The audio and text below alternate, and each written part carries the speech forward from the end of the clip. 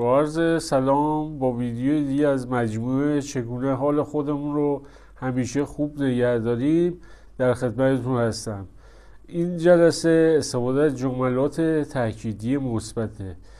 اصولا هر فکر یا جمله‌ای که زیاد تکرار بشه در ذهن ما تبدیل به باور میشه و باورها هم اعمال رفتار انسان رو به وجود میارن و اعمال انسانه که زندگی انسان رو میسازه. پس این جملات رو جدی بگیرید و در واقع مدیریت ذهن و روح و روان به وسیله همین جملات انجام میشه و شما باید بدونید چجوری اونها رو به کار ببرید. جملات تأکیدی مثبت باید در زمان حال و مثبت باشه، مثل که شکر خدا من آرامم، شکر خدا من شادم، شکر خدا من ثروتمندم. و هرگز نباید این جملات رو منفی بگید. مثلا نباید بگید من فقیر نیستم، من بیمار نیستم، من غمگین نیستم.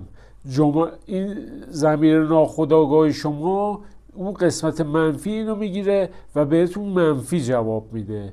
پس همواره برای مدیریت ذهن و روح و روان خودتون از این جملات استفاده کنید. موفق و پیروز باشید.